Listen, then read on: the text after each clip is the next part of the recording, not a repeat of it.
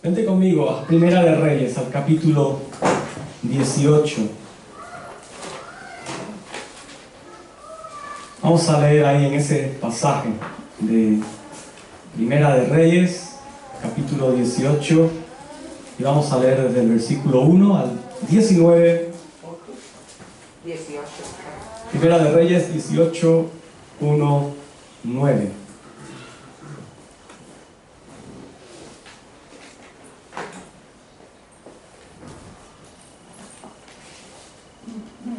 Dice la palabra de Dios a través de este pasaje. Pasados muchos días, vino palabra de Jehová a Elías en el tercer año, diciendo: Ve, muéstrate a Acab, y yo haré llover sobre la faz de la tierra.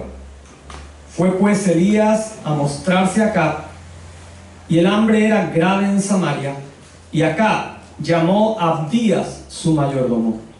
Abdías era en gran manera temeroso de Jehová, porque cuando Jezabel destruía a los profetas de Jehová, Abdías tomó a 100 profetas y los escondió de 50 en 50 en cuevas, y los sustentó con pan y agua. Dijo pues Acab a Abdías: Ve por el país a todas las fuentes de aguas y a todos los arroyos, a ver si acaso hallaremos hierba con que conservemos la vida a los caballos y a las mulas, para que no nos quedemos sin bestias. Y dividieron entre sí el país para recorrerlo. Acab fue por un camino y Abdías fue separadamente por otro. Y yendo Abdías por el camino se encontró con Elías, y cuando lo reconoció, se postró sobre su rostro y dijo: ¿No eres tú, mi señor Elías? Y él respondió: Yo soy. Ve, di a tu amo: aquí está Elías. Pero él dijo: ¿En qué he pecado para que entregues a tu siervo en mano de Acab para que me mate? Vive Jehová tu Dios, que no ha habido nación ni reino a donde mi señor no haya enviado a buscarte. Y todos han respondido: no está aquí. Y a reinos y a naciones se le ha hecho jurar que no te han hallado. Y ahora tú dices: ve, di a tu amo: aquí está Elías. Acontecerá que luego que yo me haya ido, el Espíritu de Jehová te llevará a donde yo no sepa, y al venir yo y dar las nuevas a Acab, al no hallarte él me matará. Y tu siervo teme a Jehová desde tu juventud. ¿No ha sido dicho a mi señor lo que hice cuando Jezabel mataba a los profetas de Jehová, que escondía 100 varones de los profetas de Jehová de 50 en 50 en cuevas, y los mantuve con pan y agua? Y ahora dices tú: ve y di a tu amo: aquí está Elías, para que él me mate. Y le dijo Elías: vive Jehová de los ejércitos, en cuya presencia estoy, que hoy me mostraré a él. Entonces Abdías fue a encontrarse con Acab y le dio el aviso, y Acab vino a encontrarse con Elías. Y cuando Acab vio a Elías, le dijo: ¿eres tú el que turba a Israel? Y él respondió: yo no he turbado a Israel, sino tú y la casa de tu padre, dejando los mandamientos de Jehová y siguiendo a los Baales. Envía pues ahora y congrégame a todo Israel en el monte Carmelo, y los 450 profetas de Baal y los 400 profetas de Acera, que comen de la mesa de Jezabel. Hemos leído bastante, pero quería leer toda la historia para que pudiéramos tenerla o estar en el contexto en el cual vamos a estar compartiendo en esta mañana. Si conoces un poco la historia del profeta Elías, 3 años antes había denunciado el pecado del pueblo y el pecado de los gobernantes. Y era un pecado de idolatría. El pueblo se había volcado en adorar a dioses como Acera y como Baal. Y a consecuencia de eso, ¿qué hace Dios? Dios envía juicio. Dios envía juicio sobre la nación con sequía. Cierra los cielos, para las lluvias. Y eso como consecuencia, cuando no hay lluvias, y sobre todo, bueno, en cualquier economía, porque incluso hoy por hoy podemos vivir eso, ¿no? Cuando hay una sequía fuerte, afecta a toda la economía del país. Afecta a la marcha normal, y más en aquellos tiempos que un país dependía de sus cosechas, de sus ganados, y la lluvia era algo muy, muy importante. ¿Y qué hace Dios? Le dice: escóndete por un periodo de 3 años, apártate del lugar donde estás. Pero ahora vemos en este pasaje que Elías vuelve a aparecer en escena. Elías vuelve a ser el protagonista del tiempo y del momento que tocaba vivir. Podemos ver a lo largo de esos 3 años desde que él desaparece hasta que llega a esta historia, una evolución en su vida. Cuando Elías aparece por primera vez ante el trono del rey Acab y anuncia la sequía, él era un hombre con poca experiencia, con una experiencia poco desarrollada. Pero encontramos ahora que después del trato de Dios, tras atravesar diferentes pruebas, y puedes leerlas, son muy interesantes, lo que le ocurre en el arroyo, en la sequía en el arroyo de Senquí, la tinaja de harina que está vacía con la viuda, el hijo de la viuda que resucita, diferentes experiencias que él tiene que atravesar cuando él es alimentado por los cuervos, cosas que Dios va obrando en la vida de Elías. Después de eso, Elías queda transformado, cambiado en alguien que puede decirse que era un auténtico hombre de Dios. Y es que Dios prepara a sus hijos, amén. Dios prepara a su pueblo, Dios prepara a los hombres y a las mujeres que son parte de Él cuando estos han de enfrentar un desafío importante, cuando estos han de enfrentar una batalla difícil. Y es que había un enemigo muy grande que iba persiguiendo a Elías, y no te estoy hablando de acá. Había un enemigo que Elías iba a tener que enfrentar. Ese enemigo era Jezabel, la adorable, preciosa, encantadora esposa del rey Acab. ¿Verdad? Era una mujer encantadora, delicada, o quizás deberíamos decir la malvada. Era tenebrosa. Jezabel, mujer del rey Acab. Esa era la mala, la que estaba destruyendo a los profetas de Jehová, la que estaba matando uno por uno a aquellos que hablaban verdad de parte de Dios. Y si leemos la historia de Elías, vemos como en los momentos de crisis y escasez de la nación, Elías vivía en una aparente comodidad. Dios estaba cuidando de Elías. La nación estaba pasando necesidad, la nación estaba pasando por pérdida, por escasez, pero Elías era sostenido por la mano de Dios de forma milagrosa. Y esto muchas veces, ¿sabes? Cuando Dios empieza a cuidarnos, cuando Dios empieza a sostenernos, nos desenfoca, nos lleva fuera de la realidad que está viviendo todo lo que está a nuestro alrededor. Nos desenfoca de la realidad, de lo que quiere Dios realmente producir y provocar en nosotros. Muchas veces nos quedamos entre esas algodones que Dios pone a nuestra disposición, pero nos olvidamos de que todo eso es porque Dios tiene un plan o un propósito con tu vida y con mi vida. Y muchas veces nos lleva a no querer volver a encarar una prueba, sino a quedarnos en la pasividad, a quedarnos ahí, en el cuidado de Dios, en pensar, ya todo está resuelto. Yo ya cumplí mi propósito y mi misión, que era decirle acá que estaba adorando a otros dioses, que estaba en idolatría y que el juicio de Dios venía en forma de sequía, pero yo estoy aquí en mi spa particular. Yo estoy aquí en mi oasis que Dios ha provocado para mí. Es más, tengo cuervos que me traen la comida. Cuando me falta la harina, Dios provee a través de la casa de una viuda. Tengo un arroyo para mí solo.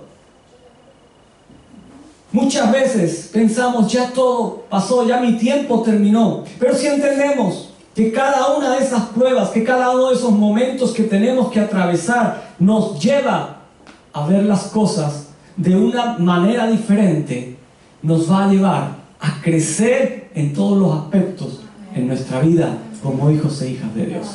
Yo quiero crecer como hijo de Dios. Yo no sé tú, pero yo quiero decirle, Señor, yo quiero crecer como hijo tuyo. Señor, yo quiero realmente llegar a ser alguien reconocido, no como el que hizo grandes cosas, sino como el que era un hijo de Dios.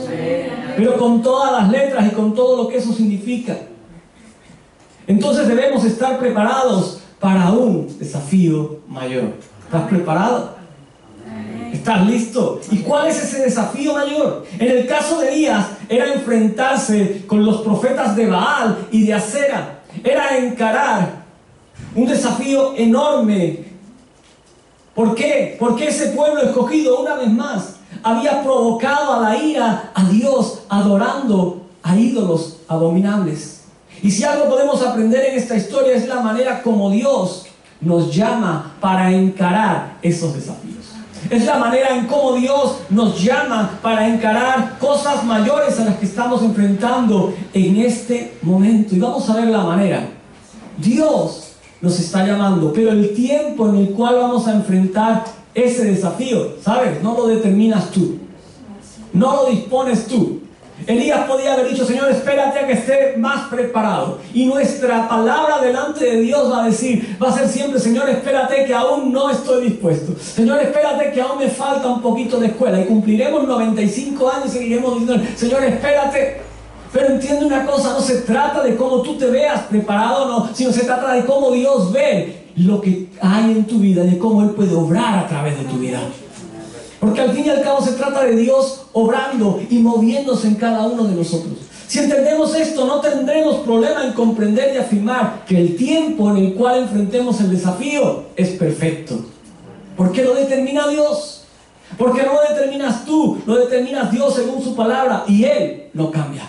Él no muda. El pasaje que hemos leído comienza diciendo: pasados muchos días. ¿Qué quiere decir esto? ¿Pasados muchos días de qué? Quiere decir que estaba cerca el tiempo del cumplimiento de la promesa de Dios, de que las lluvias iban a regresar. Que estaba cerca el cumplimiento de que las lluvias iban a volver a la tierra, a la nación. Y en esos días cercanos al cumplimiento de la palabra fue cuando vino palabra de Jehová a Elías. Elías sabía que ese momento regresaría. Elías sabía que un día las lluvias volverían a caer sobre la nación, que Dios volvería a abrir los cielos sobre la tierra. Y él sabía también que Dios le iba a avisar, que Dios lo iba a poner en sobreaviso. Y esto yo no sé a ti, pero a mí me anima y me lleva a prestar atención.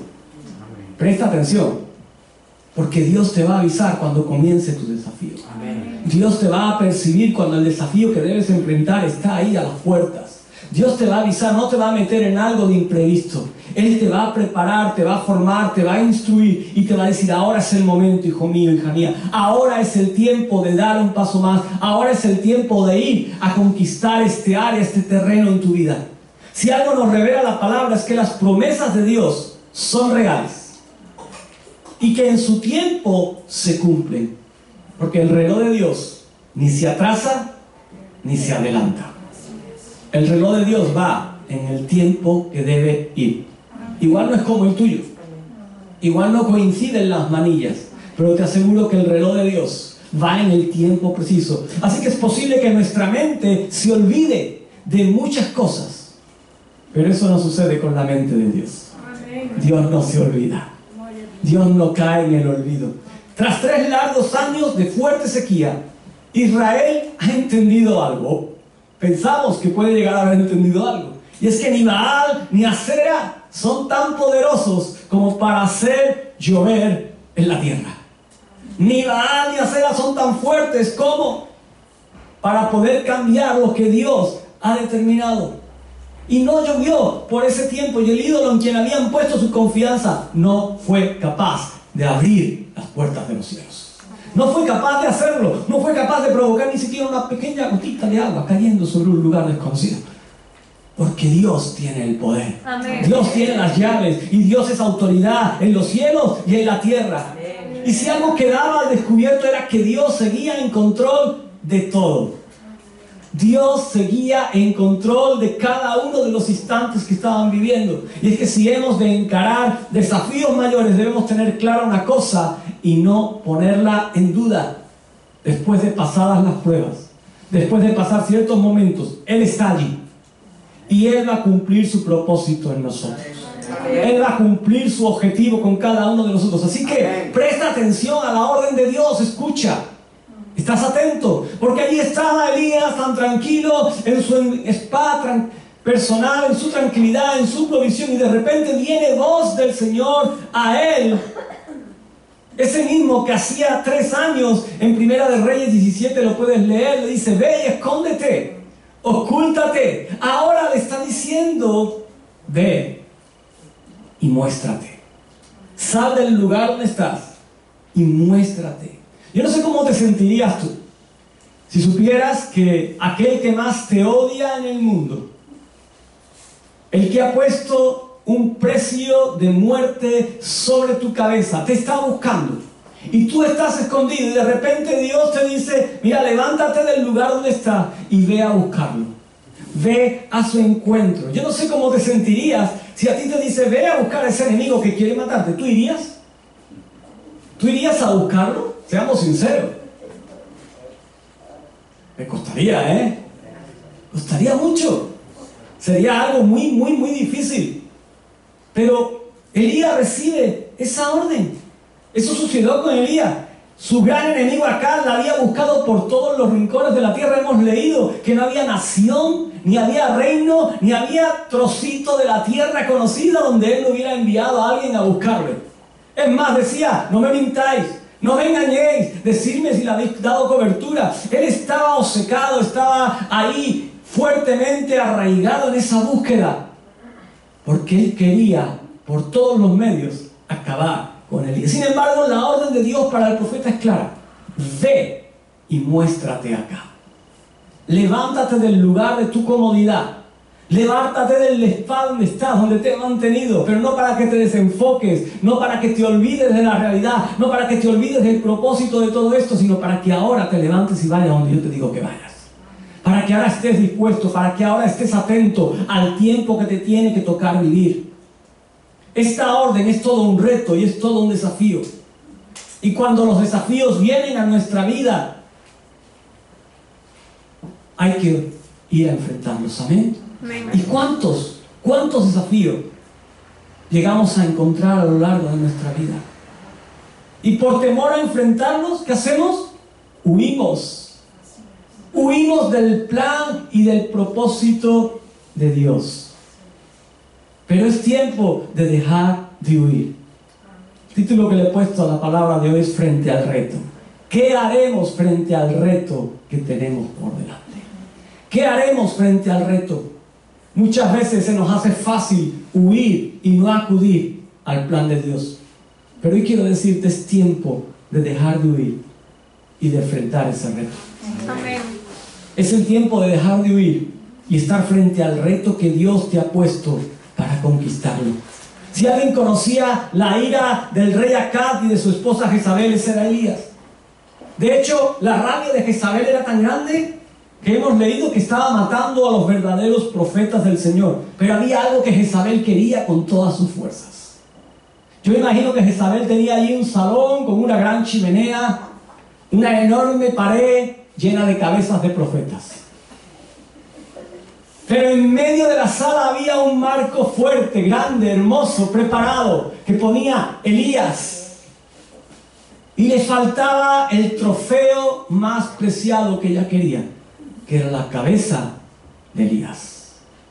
Estaba esperando con ansia poder rellenar ese espacio en su salón de trofeos. Entonces, ¿qué crees? ¿Es un desafío ir a verle la cara a tu enemigo? ¿Es un desafío ir a enfrentar a alguien que tiene sed de venganza, determinación por destruirte? Esa era la realidad de Elías. Y aun Dios, sabiendo eso, le dice: levántate y ve a encontrarte con ellos. Dios siempre sorprende con sus decisiones. Pero quiero decirte una cosa: aunque sean sorprendentes las decisiones de Dios para contigo, obedécelas. Sujétate bajo la soberanía y la voluntad de Dios. Porque Él tiene constancia y conocimiento de todo lo que viene después. Él sabe a qué te estás enfrentando. Él conoce tus miedos. Él conoce todo lo que se mueve alrededor. Él conoce tus deseos, tus pensamientos, tus sentimientos, tus conductas. Él lo conoce todo. Pon lo que quieras ahí. Él lo conoce. Todo aquello que te lleva a vivir una vida limitada en el propósito de Dios. Cosas que te acechan y que quizás se han hecho acudir a un escondite durante un tiempo. Pero Dios te está diciendo: enfrenta el reto. Enfrenta el reto. Es tiempo de enfrentar ese desafío que tienes por delante. Porque la única forma o solución para derrotarlos es enfrentarlo cuando Dios determina que debes hacerlo. Amén. Cuando Dios determine que debes hacerlo. Dios jamás te va a llamar a encarar un desafío. Dios jamás te va a introducir en algo sin que Él te respalde. Sin que Él esté contigo. Sin que Él esté a tu lado. ¿Qué dice la Biblia acerca de las promesas divinas? Dice que son reales, verdaderas y que siempre se van a llevar a cabo. Que son el sí y el amén. Y si no, léete las epístolas de Pablo y ahí vas a encontrar mucho acerca de las promesas de Dios. Hasta ahora, ninguna de las promesas de Dios ha dejado de cumplirse. Quizás tú no las has disfrutado todas. Quizás algunas que tú pensabas que eran para ti todavía no se han hecho realidad en tu vida, o igual nunca se hacen realidad en tu vida. Pero eso no quiere decir que las promesas de Dios no sean reales, no tengan un fundamento firme en la palabra de Dios. Hay que decir que las promesas divinas se llegan a cumplir en la medida en la que estemos cercanos y atentos al corazón y a la voluntad de Dios. Elías era un hombre a través de quien Dios cumpliría su promesa. ¿Y cuál era la situación de Elías? La reputación de Elías estaba en entredicho. Él había dicho que 3 años, después de que se fueran cerrados los cielos, Dios iba a hacer regresar la lluvia. Y ese era el tiempo que se estaba cumpliendo. Para la nación él era el responsable de la terrible situación que había traído la sequía. Pero Dios le había dicho algo. En el momento determinado, en el tiempo preciso, yo haré volver la lluvia sobre la tierra. Yo haré volver la lluvia sobre la tierra. Y eso Elías lo tenía vivo en su corazón. Eso Elías lo tenía arraigado en su mente, en su corazón. Un creyente puede enfrentar su mayor desafío cuando sabe que las promesas de Dios, cuando sabe que aquello que ha declarado Dios le respalda. Ahí nada te va a detener. Ahí nada te va a amedrentar, nada te va a frenar. Y Dios tiene planes para que sus promesas se lleven a cabo. ¿Qué pasó con la vida de Elías?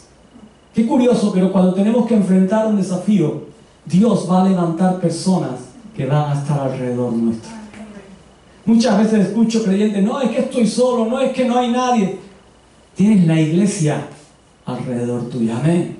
Quizás no la tienes en la forma en la que tú querrías verla, pero te aseguro que hay un pueblo que está orando, que está intercediendo, que está levantando un clamor. Quizás hay 1 o 2 que están acompañándote.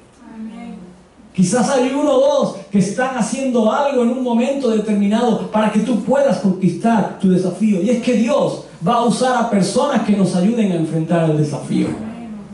¿Qué pasa? Al ser humano se le hace fácil sentir que está solo en medio de las batallas que libra.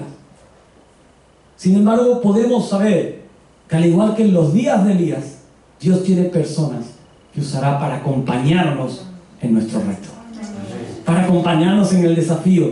Y muchas veces los vamos a encontrar en los lugares más inesperados, en los lugares que ni siquiera imaginamos o pensamos que van a estar. Por eso te digo hoy, no te desesperes, porque no estás solo en seguir al Señor. ¿Cuántos creyentes que están en países perseguidos, crees que se sentirán solos? Yo no sé en Afganistán ahora, los hermanos que están allí, pero muchos de ellos seguramente tendrán esa sensación de que están solos, abandonados, como muchos de los que tenían que haber salido y no han podido salir. Se sentirán solos, defraudados.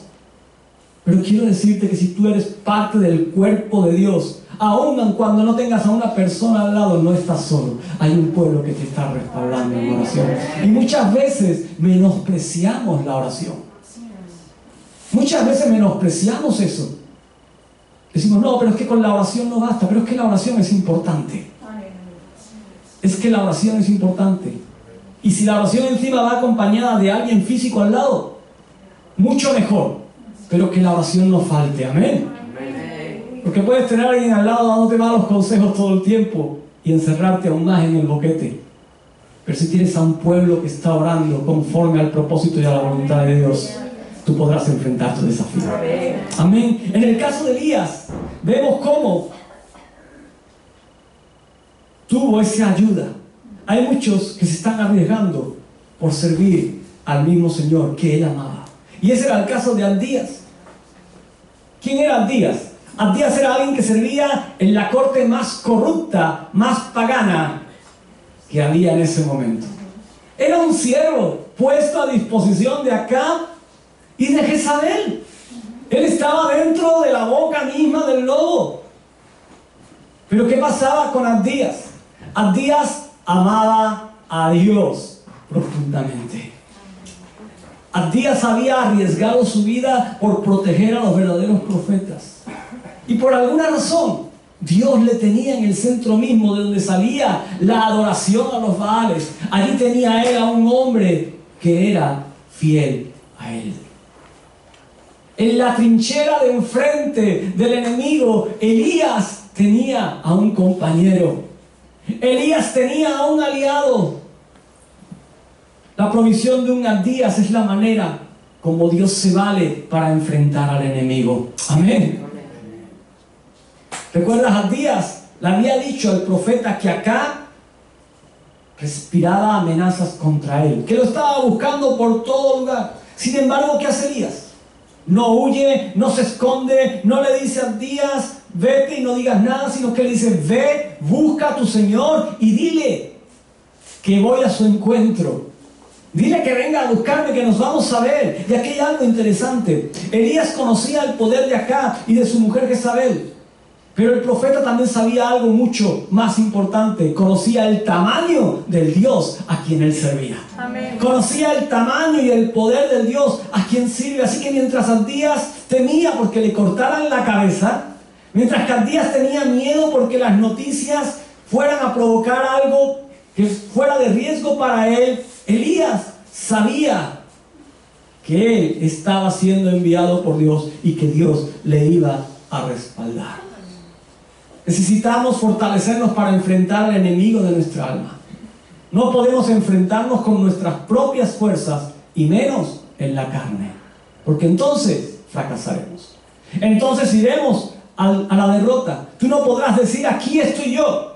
Tú no podrás decir, voy a tu encuentro, si no estás en plena comunión con Dios, si no estás en obediencia a Dios, si tu vida no está en consagración delante de Él. Por cuanto vuestro adversario, dice la palabra, el diablo, que dice que hace, anda alrededor. ¿Y qué está buscando? ¿A quién acariciar? ¿A quién acompañar? ¿A quién regalarle un chalé mal de la grana? Y si estoy buscando a quién devorar. Ese es tu adversario, el que está buscando cómo devorar tu vida.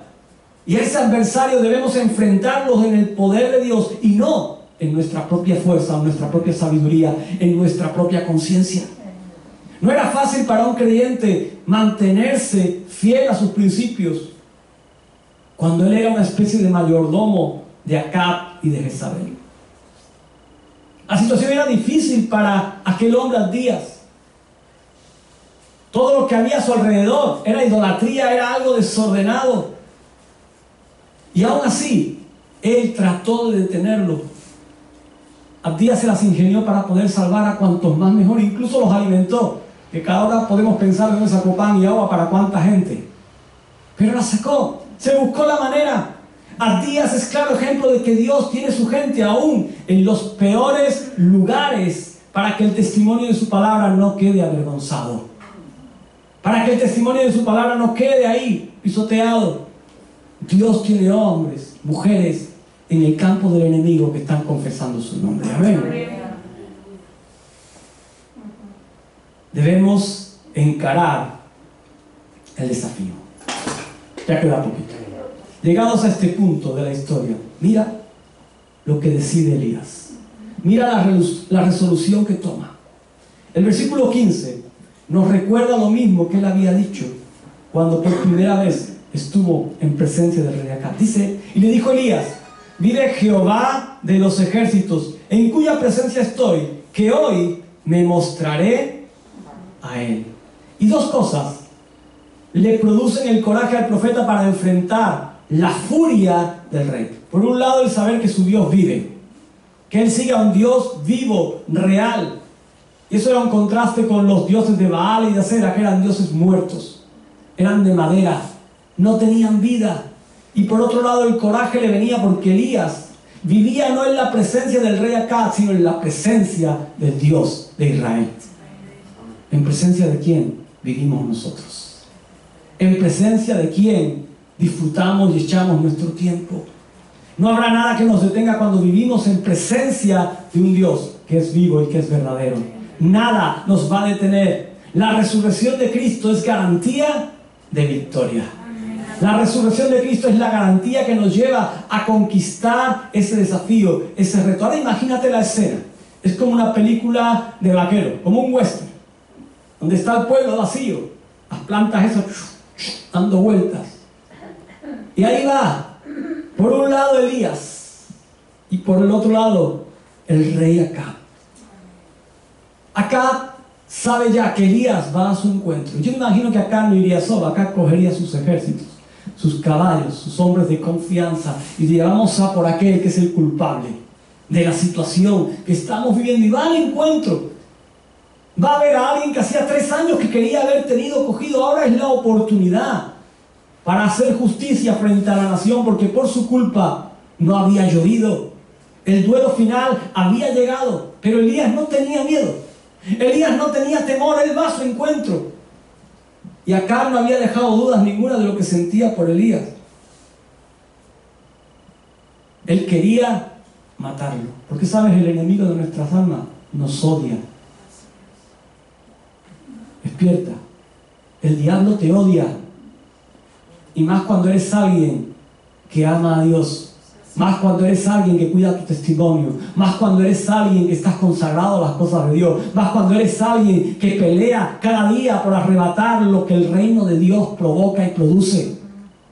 El diablo te odia. El diablo tiene tu cabeza puesta en un cartelito que pone reward, y ahí pone la recompensa, y tiene un ejército que va buscando cómo atraparse. Así que todo aquel que se declara amigo de Dios, ¿sabes lo que hace? Se constituye enemigo del diablo. Se constituye enemigo del diablo, y él quiere acabar contigo. Él quiere acabar con el pueblo de Dios. Por eso tenemos que caminar cercanos a Dios. Amén. Porque que el enemigo nos acuse de trastornar el mundo no es malo. Al revés, es necesario. Es necesario que tú y yo seamos conocidos como aquellos que trastornan el mundo. Acá, cuando está enfrente a Elías, ¿qué hace acá? ¿Qué es lo que hace el enemigo cuando viene a tu vida? Lo primero que hace el diablo es acusarte. Va a levantar el dedo y te va a acusar. Lo primero que hace acá cuando está frente a Elías es acusarlo, y le dice: mira, por tu culpa estamos sin agua, no ha llovido, la nación se empobrece, se están muriendo los animales, no hay fruto que recoger, tú eres el culpable de todo eso. Sin embargo, ¿qué hace Elías? Elías no se amedranta. Elías no se queda ahí diciendo que me va a comer, sino que Elías sabe dónde está la verdad. Y Elías, delante del rey, no se queda callado, y poco más que le dice, más o menos le dice: mira, a mí no me eches la culpa de lo que está pasando. A mí no me eches la culpa de lo que habéis vivido durante estos 3 años. Si Dios trajo juicio a la nación, no fue por mí, sino que fue por ti y por cómo la nación se estaba comportando delante de él. Elías le recuerda: a esta situación habéis llegado por vuestro pecado y por vuestra idolatría. Le dice: por tu causa y solo la tuya es que Dios ha cerrado los cielos. Habéis faltado al primer mandamiento de Dios, que es: no harás dioses ajenos delante de ti, no tendrás dioses ajenos. Elías confrontó al rey de esa manera. El creyente debe ser un hombre de decisión, amén. Sin titubeo, si debemos enfrentar la injusticia con decisión. Debemos enfrentar la injusticia con toda la decisión que podemos hacerlo en esta mañana. Elías enfrentó al rey Acab con decisión. No dudó, no titubeó en hacerlo, sino que él lo hizo sin ningún problema, Él obró y Él actuó. Eso nos debe llevar a ser un pueblo que frente a los retos no se amedrenta, que frente a los desafíos no se bloquea. Elías fue un hombre como nosotros, era un hombre normal. Santiago lo dice en el capítulo 5, dice que era hombre sujeto a pasiones. No era alguien por encima de la media, pero sus pasiones no fueron un obstáculo para servir al Señor. Al contrario, él utilizó sus propias debilidades para que Dios se perfeccionara en él, para que Dios hiciera algo especial, para que lo hiciera un hombre de carácter fuerte y de coraje invencible. Él fue preparado allí en Kerit y en Sarepta. Tuvo que atravesar pruebas duras, pero pruebas que lo moldearon, pruebas que lo trataron. ¿Por qué? Porque tenía un desafío aún mayor. Iglesia, yo creo que nosotros vamos a enfrentar un desafío aún mayor como iglesia dentro de un tiempo. Deja que Dios te trate. Deja que Dios te prepare. Para que cuando Dios diga, ahora es el tiempo, estemos dispuestos a entrar en ese desafío. De igual manera en tu vida, seguramente cada día enfrentas desafíos. Estate preparado. No sé cuál será el tuyo. No sé cuál es el desafío incluso que puedes estar viviendo ahora. El llamado de esta historia es a enfrentar al malvado Acab y a la malvada Jezabel. Pero el llamado de tu vida y de mi vida es a enfrentar el desafío que tenemos por delante a través de la autoridad del Dios vivo, en cuya presencia nosotros estamos. Así que enfrenta tu desafío hoy con la autoridad de Dios. No es tiempo de huir, no es tiempo de esconderte, no es tiempo de salir corriendo del lugar donde estás. Quizás no entiendes cómo has llegado a este momento, quizás no entiendes cómo has tenido que vivir o experimentar hasta llegar al preciso instante que estás atravesando, pero quiero decirte hoy, ve al encuentro de lo que Dios ha dispuesto para ti. Y igual ir al encuentro de lo que Dios ha dispuesto para ti significa enfrentarte con tu mayor enemigo, enfrentarte con tu mayor pasión, enfrentarte con una actitud, enfrentarte con un estilo de vida, enfrentarte con entregar tus sueños.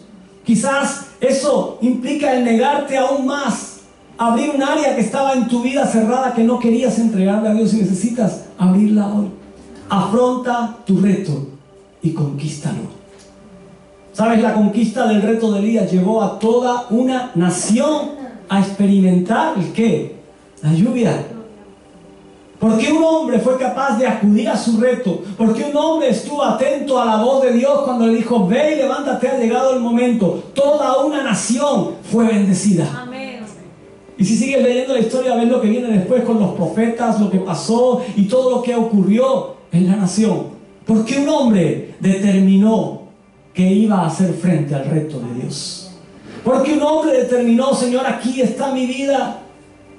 Llevó a una nación a experimentar nuevamente el corazón de Dios y a reconocerle. Tu conquista va a llevar a otros a Cristo. Los va a llevar a encontrar la salvación en Él. Por eso, frente al reto, no huyas. Ve. ¿Estás preparado? Ponte de pie en esta mañana. Frente al reto, ve a donde Dios te está llevando. Cierra tus ojos, porque ahora viene un tiempo donde tú tienes que decidir, donde tú tienes que decir, donde tú tienes que estar delante del Señor de forma tranquila, decir, Señor, aquí está mi vida. Yo no sé a qué retos te quiere llevar Dios. Yo sí sé que Dios tiene retos para esta congregación y que Él va a estar buscando hombres y mujeres dispuestos a enfrentar. Pero quizás tú estás en un reto personal hoy O quizás tienes que enfrentarlo en unos pocos días.